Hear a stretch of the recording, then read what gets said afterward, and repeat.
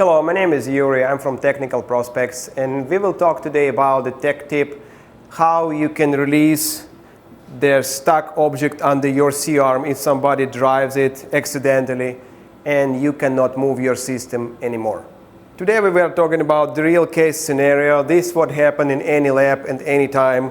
If somebody is driving the C-arm and the strange object, in this case with a foot switch, stuck under the C-arm, the safety circuit was activated and it's not possible to operate and move the C-arm anymore. System will inform the operator what C-arm peripheral guard is active and it's not possible to move C-arm until it is released. There is an override button or override buttons on your stand control module. That's number 1 and number 2.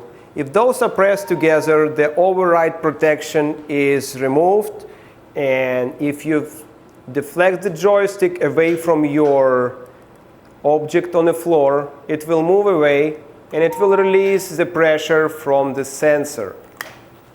As you can see, after the override protection was used and we move system away, the warning message disappears from the screen and system returns back to its normal operation condition and it's ready to be used in normal way. I hope it was helpful for you and you will use it in your daily life.